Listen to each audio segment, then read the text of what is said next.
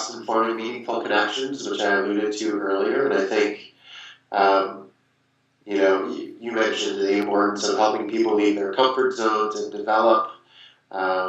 It's hard to encourage them to do so or be thoughtful about how they should do so if they don't trust you and if you don't have a real connection with them, so you understand what their strengths and weaknesses are, what things they're excited about, what issues exist for them. So I think that's really important. And I think sometimes today technology can get in the way of this. It's, our busy lives, our busy calendars get in the way, and the fact that it might be easier to text or shoot somebody an email than pick up the phone or walk over to their desk and talk to them. All of those things are, I think, barriers to forming personal connections. So with coworkers, if they're on your floor or in your hall or close by, try to, whenever you can, I think, make that personal connection, spend time talking to them versus constant instant messaging or back and forth with emails or whatever it is. So I think that's one thing, and I think it's hard. That's hard for everyone because you've got this influx of instant messages or emails or whatever. You want to be responsive, but at the same time, you need to, I think, try to step back and take the time for more meaningful connections with people. I think another challenge is synthesis, because we live in an age where there is so much information and so much data that sometimes it's just hard to make sense of it.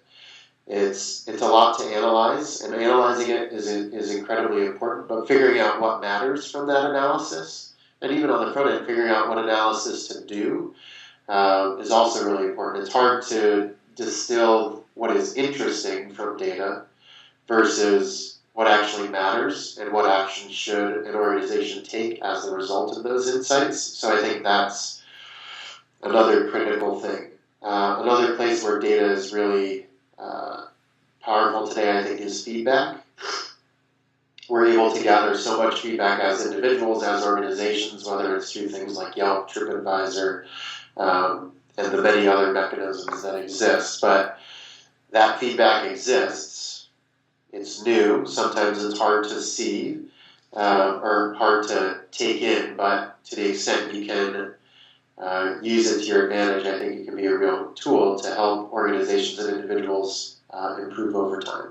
It's definitely challenging, particularly if you're doing things out in the public eye, if you're a writer or a journalist and people can leave comments and things on your work. It's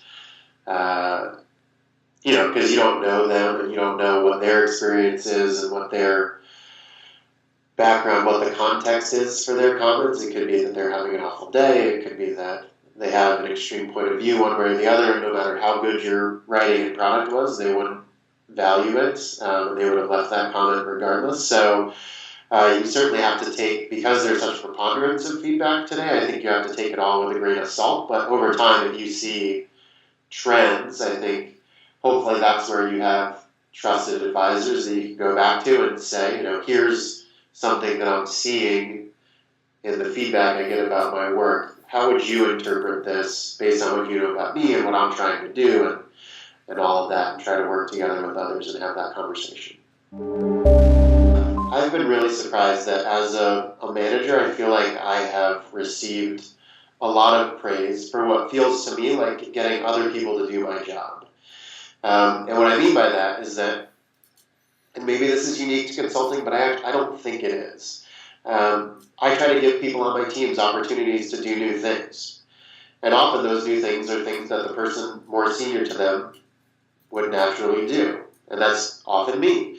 So I encourage them to push themselves and support them while they do that, and coach them where they need coaching, and provide a safe space for them to try to grow and develop. But ultimately, it makes my job easier because they're doing stuff that I would otherwise have to do. And instead of creating all of the content, I can comment on it, coach them on what they could do differently next time, what they did really well.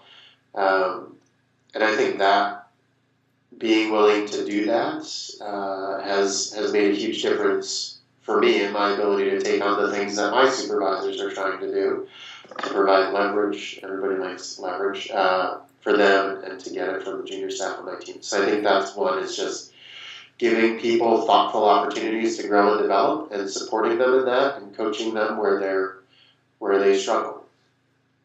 The other thing, and I alluded to it earlier, I think, is just care about the people that you work with, care about the team, the people on your teams. Don't just act like you do it, but really do it. When you start meetings, check-ins, don't just always jump right into the content and the big questions. Ask how their weekend was, get to know their family, get to know about their life today, and how they got to where they are today, and where they want to go. Because I think, to my previous point, you can help them by giving them, we live in a day and age where, at Bridgespan, where I work, when we get amazing junior staff, and we do get absolutely amazing junior staff, we would love to keep them forever, but that's, for the most part, not the reality of the way the labor market works today. People move around, particularly in consulting, people move around. So we want to make it a great place for them to work, for them to grow and develop, but we need to acknowledge the fact that they likely have a 10-year vision that does not include our organization. And how can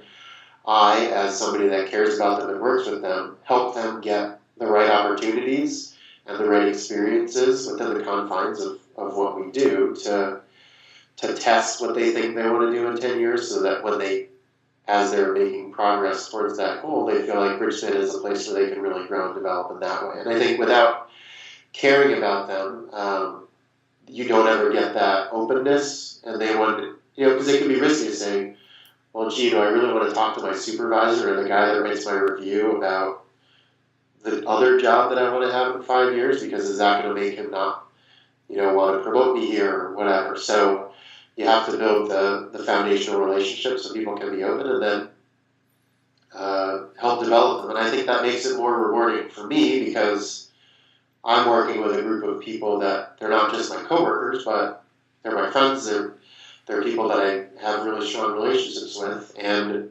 similarly for them, I think it makes the experience the same.